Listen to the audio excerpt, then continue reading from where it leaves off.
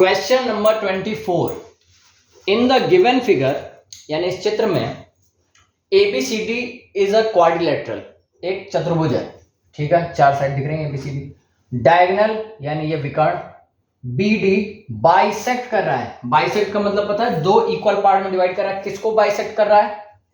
Angle B और angle D दोनों को, यानी एंगल B ये है पूरा और एंगल D ये पूरा है। यानी कि ये अगर हम कह रहे हैं पूरा 100 है तो ये 50-50 हो जाएगा। अगर ये पूरा 80 है तो ये 40-40 हो जाएगा। कुल मिलाकर हमको पता नहीं है, लेकिन ये दोनों एक दूसरे को क्या कर, ये BD जो है इस एंगल D को क्या कर रहा है? बाइसेक्ट कर रहा है, दो इक्वल पार्ट में डिवाइड कर रहा है। जितना ये होगा उतना ही ये एंगल होगा।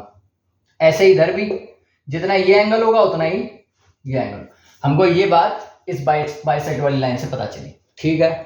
अच्छा, प्रूफ हमको इसमें करना है सिमिलर। अच्छा, तो पहले तो एक ऐसे ही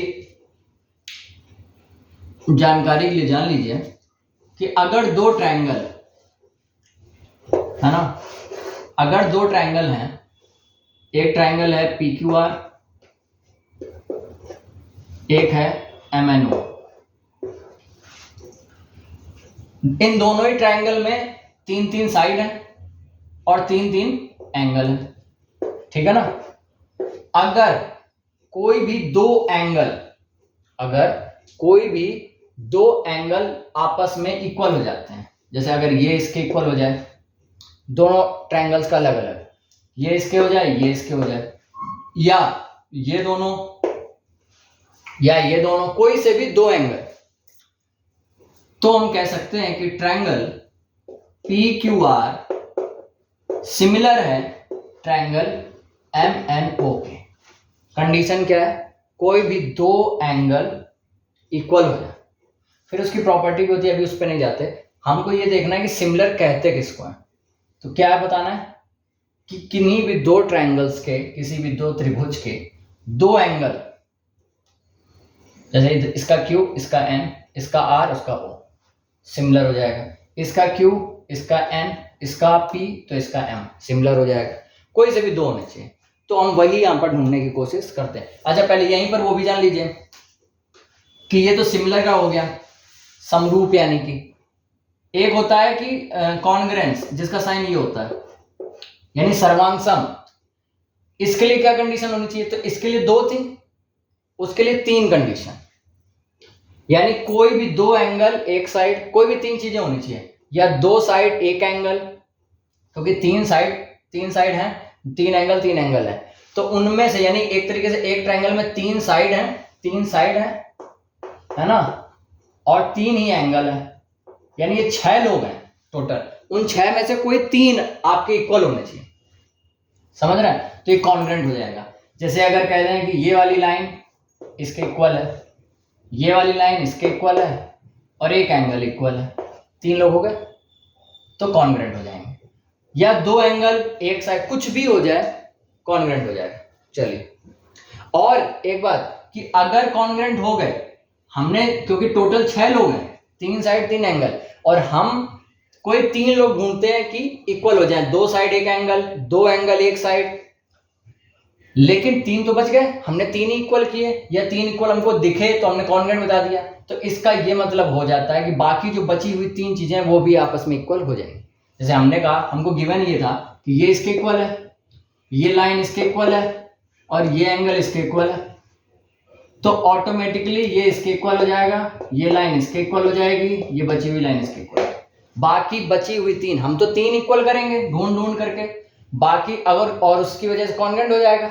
लेकिन कॉन्ग्रुएंट एक बार हो गया तो बाकी बची हुई जो 3 चीजें और होंगी वो भी ऑटोमेटिकली इक्वल हो जाएंगे। अब हम क्वेश्चन करते हैं।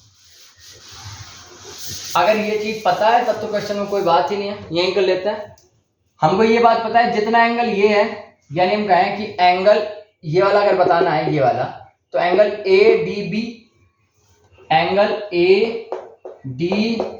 इक्वल है एंगल CDB के, इसके एंगल CDB के, ठीक है ना। गिवन है ये पोर्शन गिवन है, ठीक है। दूसरी चीज इसकी लिख लेते हैं, ये दोनों इक्वल है, क्या कि angle A B D equal है एंगल,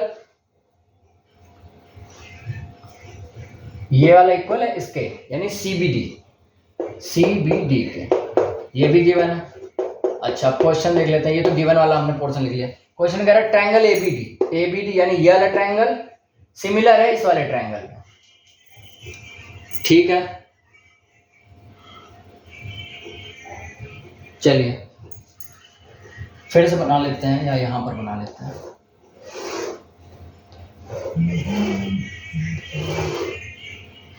यहाँ डी है, यहाँ पर है सी, यहाँ ए और यहाँ है बी। ये एंगल आपस में इक्वल है, ये एंगल आपस में इक्वल। तो ये तो अब दिखाई देने लग रहा है साफ साफ। अगर हम एक बार इस ट्रायंगल और इस ट्रायंगल को देखें तो इस ट्रायंगल को देखिए, उस ट्रायंगल में ये वाला एंगल इस वाले ट्रायंगल के इस वाले एंगल के इक्वल हो गया, और ऐसे ये वाले ट्रायंगल का ये वाला एंगल इस वाले ट्रायंगल के इसके इक्वल हो गया। तो यानी उस ट्रायंगल के ये दो एंगल इस ट्रायंगल के इन दो ट्रायंगल एंगल के इक्वल हो गए, जो बात हम पहले बता रहे थे। तो इजीली ये दोनों बात लिख करके डायरेक्ट आप नीचे लिख सकते हैं कि ट्रायंगल, इसमें बल्कि ऊपर ये लिख सकते हैं कि ये दो बातें हमने कहाँ से लिखी।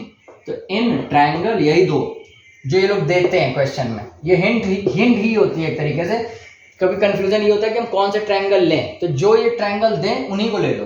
ट्रायंगल एबीडी, एक बार देखना जरूर होता है कि हाँ वो सारी चीजें फॉलो कर रहे हैं कि नहीं।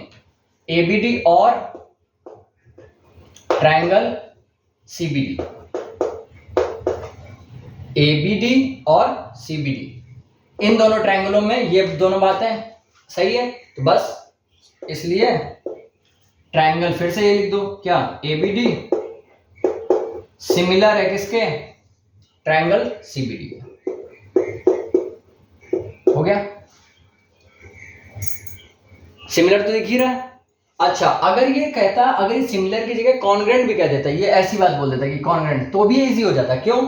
क्योंकि ये अब अगर हम इस ट्रायंगल में देखें तो वो दो एंगल इक्वल हो गए, और तीसरी ये साइड देख रहे हैं, ये वाला अगर हम ट्रायंगल बनाएंगे तो ये ऐसे बन जाएगा, और फिर अगर हम ये वाला ट्रायंगल बनाएंगे तो ये अलग बन जाएगा। एक दो ट्रायंगल अलग बन जाएंगे जिसमें ये लाइन दोनों में है तो सेम ही रहेगी, चाहे अलग अलग लगा दो चाहे एक साथ लिख दो। तो ये लाइन भी दोनों में है, तो हम अब उसमें हमारी तीन चीजें इक्वल हो गए, और तीन चीजें इक्वल होती है तो क्या होते हैं, ये दोनों कॉन्ग्रेंट हो जाएंगे।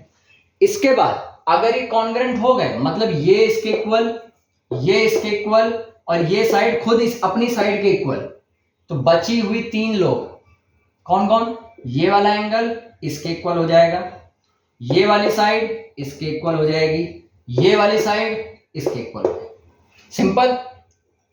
हमसे पूछा भी है क्योंकि अगले क्वेश्चन में कि ये बात बताइए कि ए बी और बी सी आपस में इक्वल है, तो ए बी और बी सी इसी वजह से इक्वल है।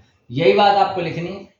सिमिलर प्रूव करने को बोलेगा, समरूप करने के लिए, तो हमने अभी तीसरा नहीं देखा था, लेकिन जैसे ही हमने ये देखा तो उसके लिए हमको लगा कि कॉन्ग्रेंट भी करना चाहिए। कॉन्ग्रेंट करने में कुछ नहीं था, पहले तो सिमिलर भी कर दिया, कॉन्ग्रेंट कर दिया। हो सकता है यहाँ उन्होंने कॉन्ग्रेंट ही पूछा हो, मेरे से मिस्टेक हो गई लिखने में, लेकिन अगर सिमिलर ही पूछता तो भी इजीली हो गया था, क्योंकि ये एंगल हमने इसके इक्वल, ये एंगल इक्वल, सिंपल हो गया आंसर। कॉन्ग्रेंट पूछता तो ये एंगल इसके, ये इसके, और ये खुद के इक्वल, क्योंकि ये लाइन दोनों ट्रायंगल में आएगी। सिंपल, तीन चीजें हो गई, क्योंकि मैंने ये बताया था सिमिलर के लिए दो एंगल इक्वल होने चाहिए, और कॉन्ग्रेंट के लिए कोई भी तीन लोग, तीन साइड और तीन ट्रायंगल होते हैं, तीन साइड और तीन एंगल होते हैं, उनमें से कोई भी तीन लोग, और तीन इक्वल दिखाने के बाद जो तीन बचेंगे वो ऑटोमेटिकली इक्वल हो जाएंगे। जैसे ये वाला एंगल बचा था क्योंकि ये दोनों तो आपस में इक्वल हो गए, तो ये एंगल इसके इक्वल हो गया। ये साइड आपस मतलब एक ही साइड थी, खुद ही दोनों ट्रायंगल काम कर रही थी, तो वो इक्वल हो गए, तो ये साइड बची इसके इक्वल। ये इसी में कुछ ही बोल सकते थे कि इन्होंने तो A B equal B C बोला है, वो बोल सकते थे कि A D equal C D, या वो बोल सकते थे कि प्रूव करो कि angle A equal angle C है, तो वो भी बात हम करते थे। यही करना पड़ता उसमें भी। कई सारे क्वेश्चन केवल इसी कंसेप्ट पे लगते हैं, आते हैं, पूछे जाते हैं, तो आपको इसी तरह करना, ठीक है।